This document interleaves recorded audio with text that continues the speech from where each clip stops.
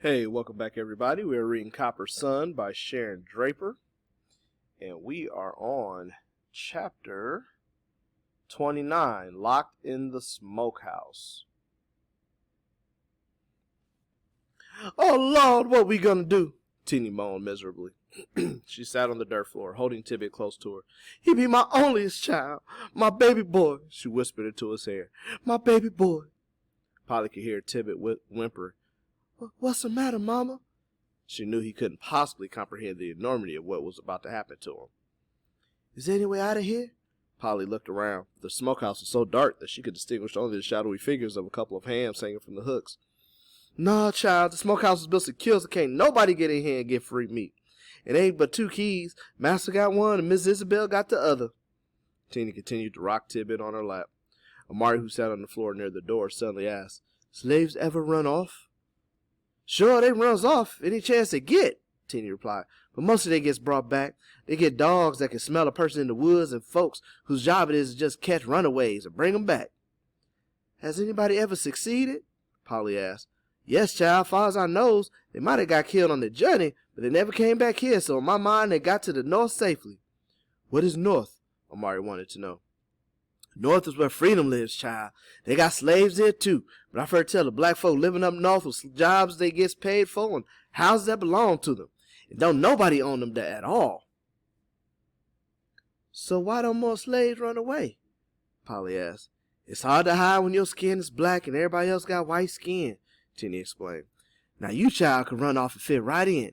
You can leave Mina and my Tidbit here and have you a chance to be free. I'll never leave them, Polly blurted before she could even think about it. Yet once she said it, she knew it was true. Easy to say why we all locked up, Teenie commented quietly. Do they chase runaway indentured service as well? Polly asked her. A couple of years back, Master had a indentured boy who run off. Master brung him back after a few days and he put an iron collar around the boy's neck so folks would know he was a runaway and not free to be on the roads. Where is this boy now? Amari asked quietly, touching her neck, which still held scars from her own iron chains. He drowned that summer. I believe he let that iron collar just take him on down, Teenie told her. North, Polly mused. We could all be free. She wondered what freedom would mean to Amari, who could never get back to what she had lost. Shh! What that noise? Amari suddenly whispered. They all heard it, a faint scratching on the back wall of the smokehouse. They all moved quietly to the back of the small room. They heard the scratching again, and Cato's voice whispered. Then Cato's whispered voice. Y'all all right? Polly smiled as she heard him clear his throat and cough. If they catch you here, they kill you for sure, Teenie whispered to Cato. If they kill me, at least I'll be free at last. I ain't worried about it, Cato laughed quietly. His voice got serious then. Teenie, you got to let the boy go with them purty little gals. Your boy got a chance to be free. How you figure? Teenie asked, skepticism in her voice. Doc Hoskins don't believe in no slavery. How you knows this? Teenie asked suspiciously. How many times I gotta tell you that I just know stuff? Listen, Doc Hoskins ain't got it in him to sell nobody. But Clay is going with us, Polly explained. I think it will give him pleasure to see us get sold. Teenie shifted her weight and handed Tidbit to Amari. Hold him for a hot minute, child. I got an idea. To Cato, she whispered, Go to my kitchen. Look out back under that big rock by the persimmon tree. You'll find a rag with a passel of seeds in it. Put just 2 seeds in Master Clay's midnight wine. She was silent a moment. Maybe 3.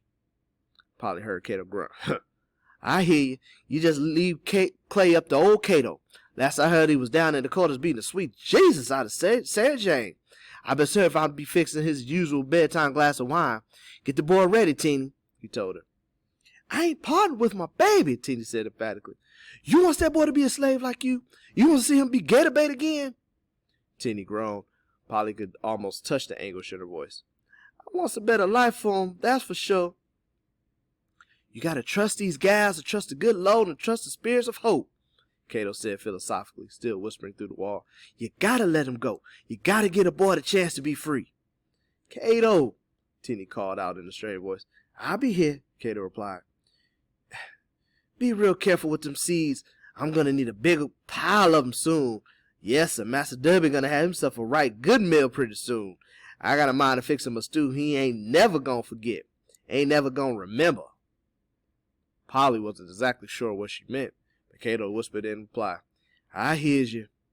Teenie took the sleeping child from Amari and held him closely. Polly could not see how leaving with the doctor in the morning, headed to the slave market, would lead to a chance for freedom. Amari asked through the wall, "Where north be, Cato? Where is free?" Cato answered clearly, "Do not go north. That's where they be looking for you." "That makes no sense," Polly interjected. "What do you mean don't go north? If we go south, we get deeper and deeper into slave territory. Our only chance for freedom must be in the north." Surely he could see that. Cato repeated, "Do not go north. Track a dog search the roads head north. Runaway papers be posted in the north." He coughed again. "Where we go?" Amari asked. "Head south. Find a place called Fort Mose. It be in Spanish Florida. I hear tell it be a place of gold streets and fine wine. Spaniard folk run it, and any slave who get there be set free." "Did your gals too?" Amari asked. "The ways I hears it, the folks at Fort Mose got open arms for slaves, ditch your folks even Injuns," Cato told them. "It sounds too good to be true," Polly commented. "Ain't nothing good in the freedom," Cato replied, almost too softly to be heard. "Much danger?" Amari asked. "Yes, child, much danger. Swamps and alligators and bears and bugs to stop, plus not knowing how to get there, plus the fear. It be a long, hard trip." "How we not get lost?" Amari asked, her voice trembling. "Follow the river south, then leave it. All rivers run to sea, and you must travel by land. Stay way inland from the ocean, else you have too many rivers to cross. That's all I knows to tell you. When you find them streets of gold, think of old Cato." His footsteps and his cough disappeared into the night.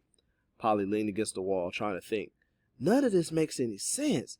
Trying to escape by running south, rivers, bears, swamps, impossible. She wished desperately that she could ask her mother for advice, or just curl up in her arms and not have to worry about difficult decisions. But she sat on the dirt floor of a smokehouse, surrounded by the dry carcasses of 2 pigs, a cow, and a deer, feeling scared and powerless. She glanced at Amari, a girl who just a few months ago had seemed dirty and disgusting. Now they were caught up together in a situation that was so awful, she had to grab her head to erase the bloody images from her mind. Mr. Derby murdered a baby. What kind of a man could do such a thing? Polly watched as Amari, wrapped in her own private thoughts, finally slept. Teenie cradled her son, whispering to him, singing to him, telling him stories. She heard Teenie murmur over and over, "Long as you remember, child, nothing ain't really ever gone." Polly thought with compassion of Teenie's sorrow and the anguish Mrs. Derby must be enduring right now. It was enough to drive someone mad. She wondered what the morning would bring. So as we finish this chapter, we see that they have a destination in mind. Are they going to go south to Fort Mose, or are they going to go north? Now, Cato gives a good reason why they should not go north, because that's where most slaves head. Most slaves head to the north, because that's where freedom is. So most of you who've read the Harriet Tubman stories know that Harriet Tubman would take slaves and use the Underground Railroad to try to get to the north.